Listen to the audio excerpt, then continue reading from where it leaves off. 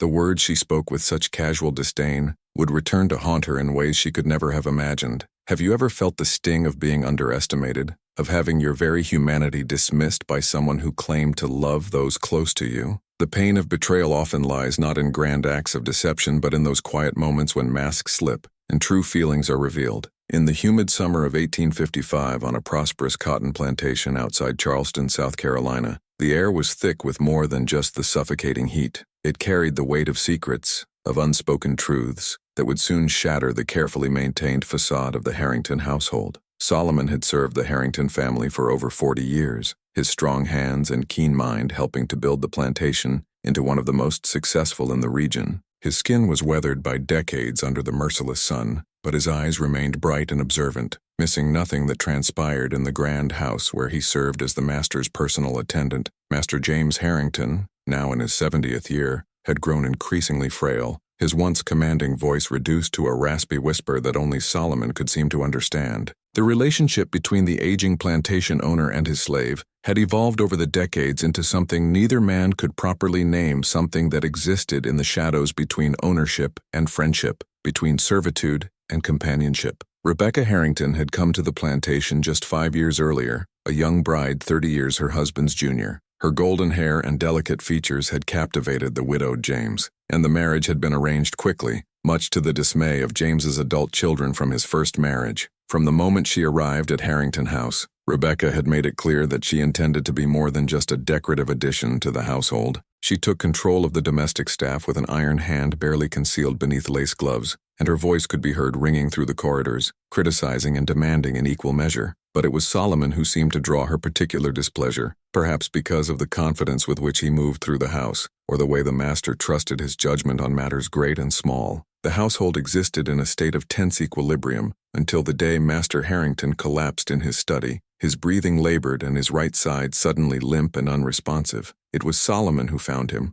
Solomon who called for help, and Solomon who stayed by his side through the long, desperate night that followed. The doctor came and went with solemn pronouncements and ineffective remedies, and as dawn broke, the household held its collective breath, waiting to see if the master would survive to see another sunset. For 3 days, Solomon barely left the sick room, sleeping in short bursts on a chair beside the master's bed, feeding him broth with patient spoonfuls, and speaking to him in low, reassuring tones when the master's eyes flickered open in confusion or fear. On the 4th day, as Solomon was changing the linens with the careful movements of long practice, Rebecca entered the room in a rustle of expensive fabric. Her face was composed in an expression of wifely concern, but her eyes were calculating as they moved from her husband's unconscious form to Solomon's tired face. The family lawyer had arrived, she announced, and wished to discuss certain matters with the master. Solomon should leave them to their privacy. Solomon hesitated, his hand still holding the fresh sheet he had been about to spread across the bed. Master Harrington had been clear that he wished Solomon to be present for any discussions about the estate, a directive that had angered Rebecca when she learned of it. He started to explain this to Rebecca, his voice respectful but firm.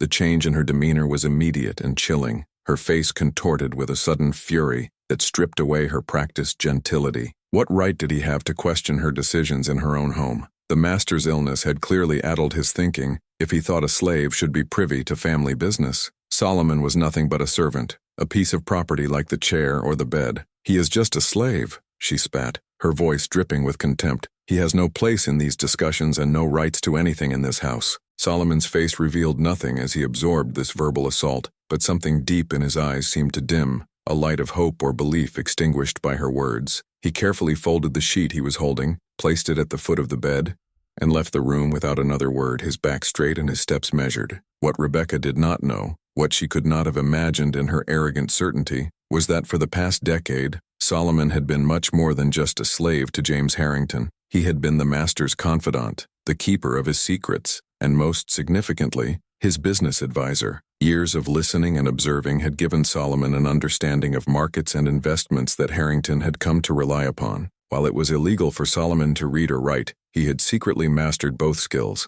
and Harrington had discovered this, not with anger, but with appreciation for Solomon's intelligence. Together, they had conducted business correspondence that had significantly increased the plantation's prosperity, with Solomon dictating strategies that Harrington transcribed and signed. It was an arrangement born of pragmatism on Harrington's part, but had grown into a genuine respect for Solomon's acumen. I want to pause this story for a moment to ask you directly. When was the last time you trusted someone and felt that stab in your chest, that silent warning that something wasn't right? I know you may never have shared this with anyone. It's that pain we keep, thinking no one will understand. But here in this space we're creating together, your experience matters. If you felt this silent betrayal, leave in the comments just the words "I recognize this feeling," and see how many people share this invisible wound. Your comment could be the first step for someone to realize they're not alone on this journey. Let's continue the story now, but carrying this reflection with us. In the days that followed, Rebecca's control over access to her husband's sick room became absolute. She dismissed the longtime house slaves and replaced them with workers from the field who had no personal loyalty to the master. She intercepted all messages to Harrington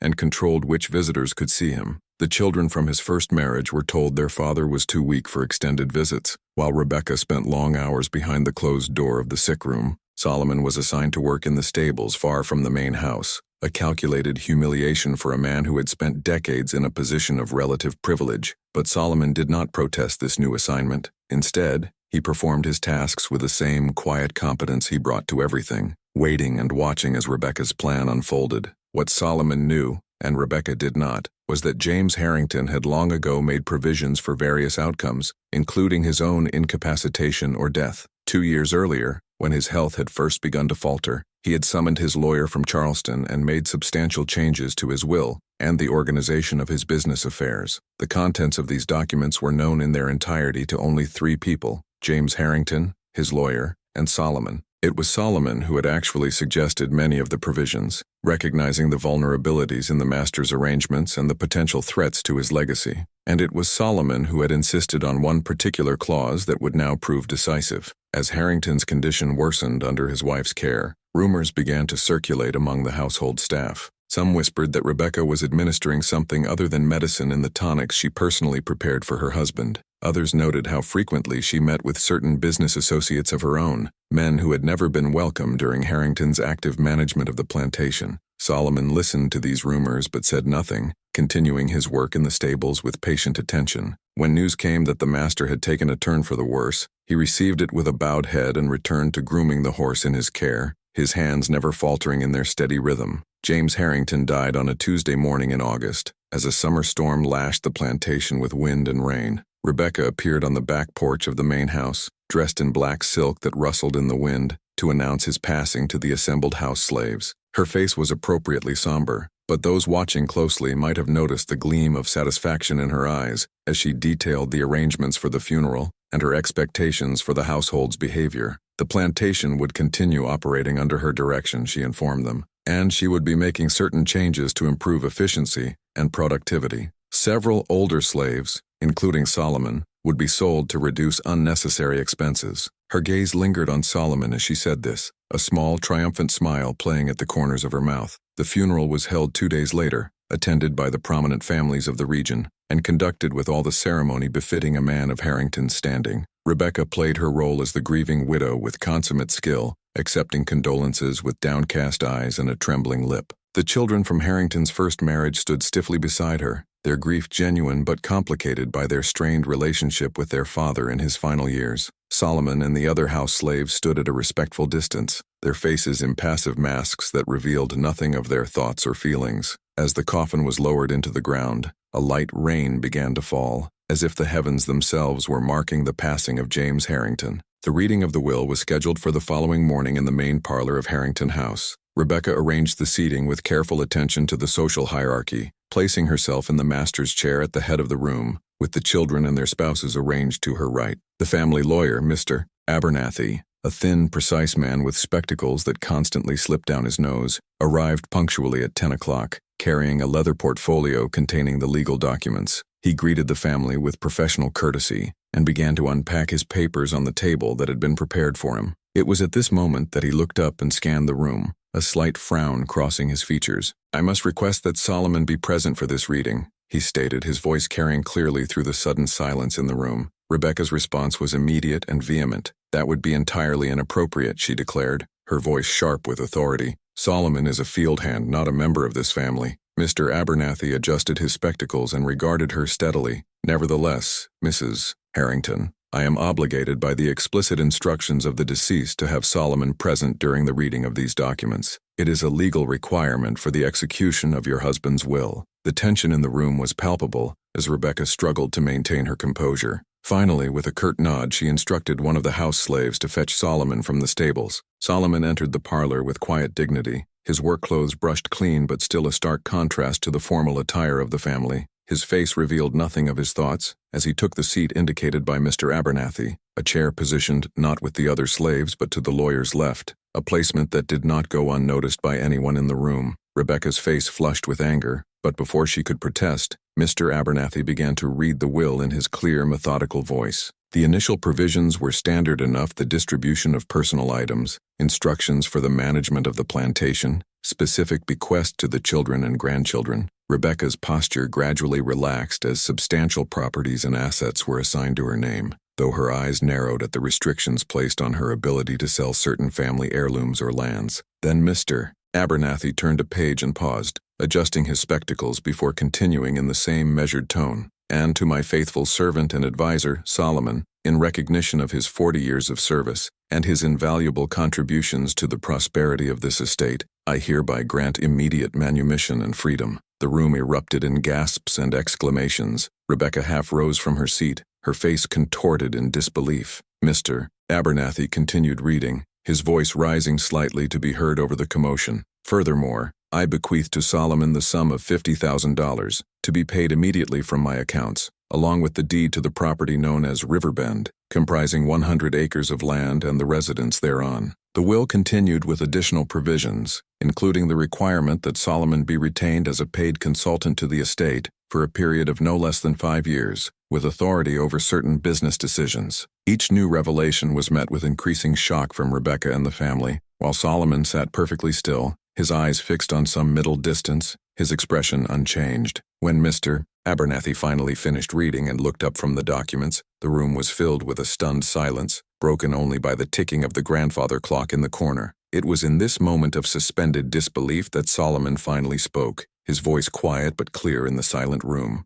Master Harrington and I prepared for this day for many years, he said, addressing his words primarily to the lawyer rather than to the family. The documents transferring ownership of Riverbend should be in the portfolio, along with the instructions for the bank in Charleston regarding the transfer of funds. Mr. Abernathy nodded and extracted another set of papers from his case. Everything is in order, Mr. Solomon. As executor of the estate, I am pleased to inform you that as of this moment, you are legally a free man, and these properties are legally yours. You may take possession of Riverbend immediately if you wish. The property has been maintained and is ready for occupation. Rebecca's disbelief transformed into rage as the full implications became clear. "This is absurd," she shouted, her careful composure completely abandoned. "This cannot possibly be legal. A slave cannot inherit property. This will is clearly the product of my husband's deteriorated mental state." Mr. Abernathy regarded her calmly. "I assure you, Mrs. Harrington, everything is entirely legal and properly executed.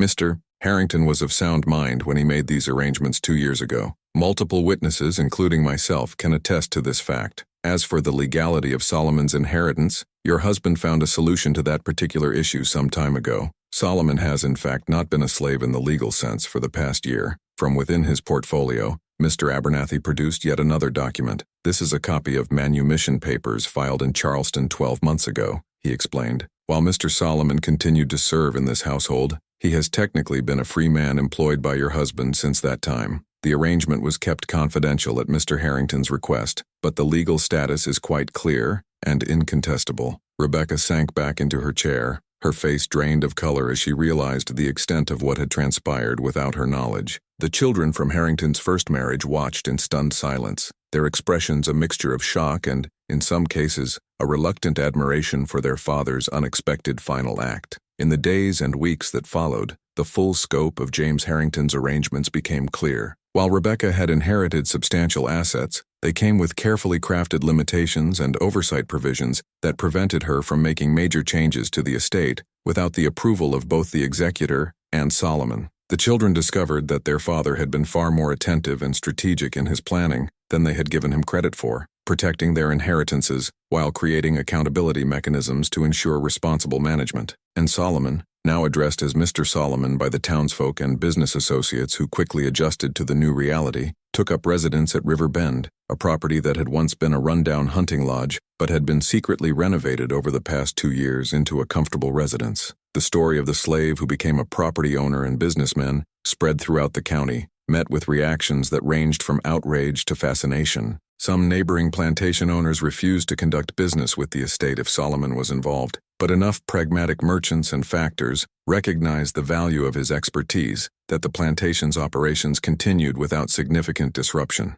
Rebecca made multiple attempts to challenge the will through legal channels, but Mr. Abernathy had ensured that every aspect of the arrangements was unassailable. Her final humiliation came when she was forced to sit across a table from Solomon at a business meeting, negotiating terms for the sale of that season's cotton crop, with Solomon calmly countering her proposals with more advantageous alternatives that the other participants readily accepted. In time, Rebecca left Harrington House, retreating to Charleston and eventually remarrying, though to a man of far less wealth and standing than James Harrington. The plantation continued to operate under the shared management structure established by the will, with Solomon's influence gradually expanding as his business acumen became more widely acknowledged. Several of the Harrington children, particularly the youngest son Thomas, eventually developed a respectful working relationship with Solomon, learning from his experience and insights. And on the anniversary of James Harrington's death each year, Solomon would visit the gravesite alone, standing in silent communion with the man who had been master, business partner, and in some unacknowledged way, friend.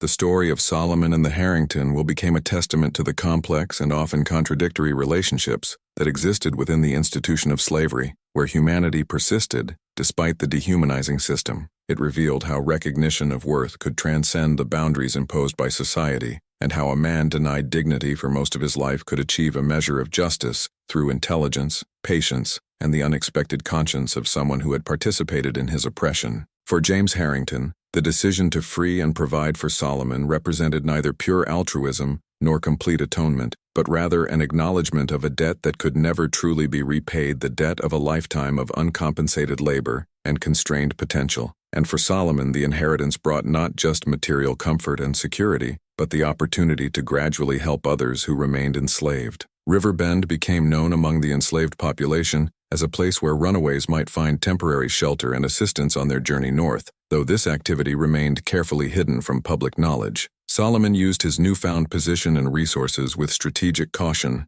navigating the dangerous boundaries of a society that still fundamentally denied the humanity of those who shared his skin color. His victory over Rebecca was not just a personal triumph, but a quiet subversion of the system. She represented the belief that human beings could be dismissed as mere property, their contributions and capabilities ignored because of their status. The words she spoke with such casual disdain, "He is just a slave," revealed the fundamental betrayal at the heart of the relationship between enslaved and enslaver, the betrayal of common humanity. In her certainty that Solomon's status defined his worth, Rebecca betrayed not just Solomon but her own humanity, revealing the moral corruption that the institution of slavery inflicted on those who perpetuated it. Her punishment came not through violence or vengeance, but through the simple revelation that her judgment had been fundamentally wrong, that the man she had dismissed as property possessed greater dignity, intelligence, and ultimately power than she had ever imagined possible. The will that transferred material wealth also transferred something more significant, the recognition of Solomon's full humanity